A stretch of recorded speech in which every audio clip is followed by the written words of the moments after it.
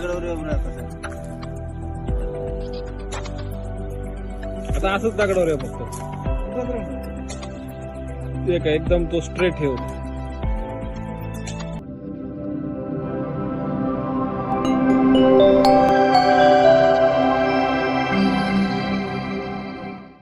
जमिनीमध्ये कुठं पाणी आहे, कुठं बोर घेतला तर पाणी लागल, कुठं विहीर घेतली तर चांगलं पाणी लागल, असं तुम्ही अनेक वेळा ऐकलं असेल किंवा असे लोकसुद्धा बघितले असतील की ते लोक हातामध्ये नारळ घेऊन फिरतात आणि तो नारळ उभा राहिला की त्या ठिकाणी पाणी असतो.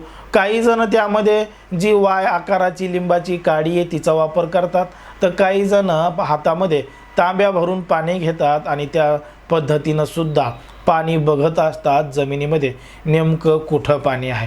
आता असे पाणी पाहणारे आणि पाणी कुठं आहे सांगणारे असे लोक आपल्या आजूबाजूला किंवा ज्यांना बोर घ्यायचा आहे, ज्यांना पाणी पाहायचं आहे, असे लोक त्या लोकांना बोलवत असतात आणि त्या लोकांनी सांगितलं की इथं बोर घ्या, इथं पाणी लागतं.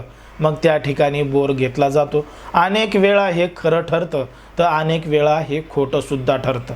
मग ही जी वैज्ञानिक पद्धत आहे का अवैज्ञानिक पद्धत आहे, या नारळ हातामध्ये घेऊन पाणी पाहण्याला काही शास्त्रीय कारणं आहेत का, का फक्त हा एक मनानेच खेळलेला खेळ आहे किंवा सांगितलेलं कारण आहे, या संपूर्ण विषयावर आपण सविस्तर माहिती पाहणार आहोत. पण जर तुम्ही अजूनही आपलं चॅनल सबस्क्राईब केलं नसेल तर लगेचच सबस्क्राईब करून घ्या आणि बाजूला असणाऱ्या बेल नोटिफिकेशनला सुद्धा ऑन करायला विसरू नका.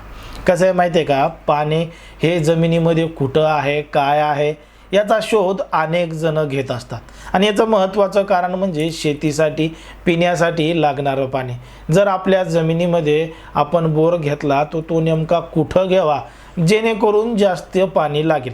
आता काही लोक अंदाजी कुठं बोर आणतात आणि त्याला भरपूर पाणी लागतं, तर काही लोकांचा बोर हा कोरडा जातो. तर काही लोकांना की चांगल्या माणूस आहे, चांगल्या विचाराचा आहे अशा लोकांकडून पाणी पाहतात. काही जण लहान मुलांकडून पाहतात की जे सांगल तसे जे नशिबानं जे होईल असं म्हणून सुद्धा सोडत असतात. पण ज्याला 4-5 बोर घेऊन सुद्धा पाणी लागलेलं नाही, त्याला मोठा झटका बसलाय, असा माणूस मात्र बोर घेताना थोडा विचारच करतो आणि तो जो माणूस पाणी पाहतो किंवा पाणी सांगतो अशा लोकांना बोलवतो आणि त्यांच्याकडून कुठं बोर घ्यावा असं विचारतो. आणि असे लोक आता आपल्या राज्यामध्ये, इतर राज्यामध्ये सुद्धा मोठ्या प्रमाणात आहेत. आता ते जे पाणी पाहण्याचं यंत्र आहे किंवा सामग्री आहे त्यामध्ये जर आपण पाहिलं तर एक नारळ असतं. नारळ हे पूर्ण सोललेलं असतं, त्याची शेंडीवर काढलेली असते आणि एक व्यक्ती ते नारळ हातामध्ये घेऊन विविध जमिनीवर विविध ठिकाणी फिरत असतो आणि ते नारळ असं ऑटोमॅटिक उभा राहिलं, त्याची शेंडी वर झाली तर त्या ठिकाणी मोठं पाणी लागतं असं सुद्धा सांगितलं जातं. दुसरी एक पद्धत आहे ती म्हणजे हातामध्ये तांब्या घेऊन तो तांब्या जिकडं तिकडं असा फिरवायचा आणि त्याच्यामधून पाणी पडलं तर मग त्या ठिकाणी सुद्धा चांगलं पाणी लागतं असं सुद्धा सांगितलं जातं.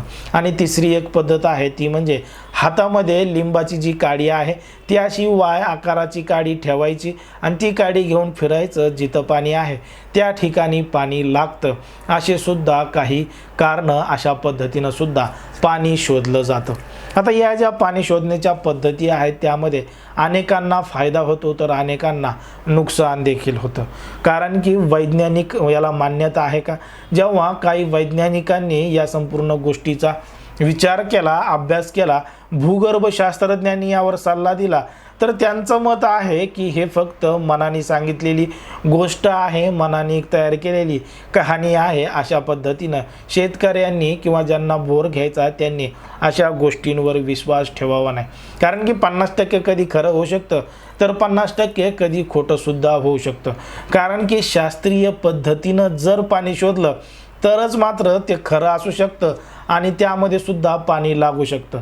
पण जरी ती शास्त्रीय पद्धत एखादी असली तर ती शास्त्रीय पद्धतसुद्धा कधी 50% खरी आणि 50% खोटीसुद्धा होत असते. असे सुद्धा अनेक उदाहरणं आपल्याला विविध ठिकाणी पाहायला मिळतात.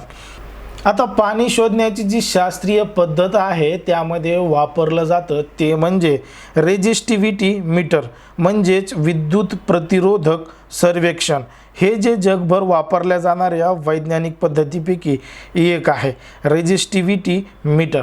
रेजिस्टिव्हिटी हे जे मीटर आहे तेच खरं पाणी कुठं आहे, कशा पद्धतीनं आहे आणि किती खोलावर आहे हे वैज्ञानिक पद्धतीनं सांगता येऊ शकतं आणि त्याचा अंदाज लावला जाऊ शकतो असं सुद्धा काही वैज्ञानिक भूगर्भशास्त्रज्ञ सांगत असतात. आता भूगर्भामध्ये किती खोलावर पाणी आहे, कशा पद्धतीनं आहे, किती वेळानं ते लागू शकतं असं सुद्धा बरेच जण सांगू शकतात. कारण की भूगर्भातलं नॉलेज हे कोणाला आहे कोणाला नाही हे सांगता येत नाही. मुळात जर भूगर्भशास्त्राचा अभ्यास केला तर जमिनीचा थर, जमिनीचा पोत, त्या ठिकाणी किती प्रमाणात माती आहे, खडक आहे, मुरुम आहे, याच्या जमिनीचा जो स्तर आहे त्या स्तरावर अवलंबून त्या ठिकाणाची पाण्याची पातळी असते आणि त्या ठिकाणी होणारं पर्जन्यमान याच्यावर सुद्धा विविध गोष्टी अवलंबून असतात. तर काही लोक सांगतात की तो पायाळू आहे त्याला पाणी समजतं, तर काही लोक सांगतात की त्याच्या हातावर पाण्याची रेष आहे तो पाणी सांगतो. पण मात्र या सगळ्या अशास्त्रीय पद्धती आहेत त्या त्यांच्या मनाच्या आहेत. त्यांचा शेतकऱ्यांना फायदा होऊ शकतो पण तोटासुद्धा, नुकसानसुद्धा होऊ शकतो असं सुद्धा सांगितलं जातं.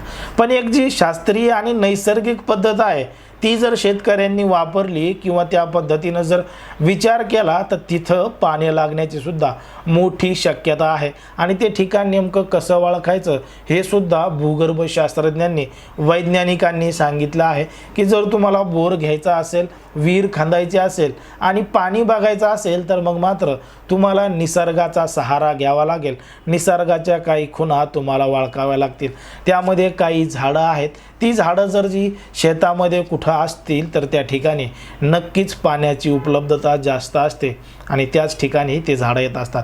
त्याची नावं आहेत कंदम, अर्जुन, वेद, हस्तिकर्ण, करंज, बेहेडा. या झाडाखाली पाणी असतं असं सुद्धा शास्त्रीय कारणामध्ये सांगितलं जातं, वैज्ञानिक पद्धतीमध्ये सांगितलं जातं. कारण की हे जे झाडं आहेत ते झाडं ज्या ठिकाणी पाणी आहे त्याच ठिकाणी ते उगत असतात आणि जमिनीचा जो पोत आहे काही अंतरावर जरी पाणी असलं तरीसुद्धा त्याचा बेत त्यांना लागतो आणि ते त्या ठिकाणी उगत असतात. हे झाडं कुठेही उगत नाहीत. ज्या ठिकाणी पाणी मुबलक प्रमाणात आहे त्याच ठिकाणी हे झाडं उगतात असं शास्त्रज्ञांनी किंवा भूगर्भशास्त्रज्ञांनी सुद्धा सांगितलेलं आहे.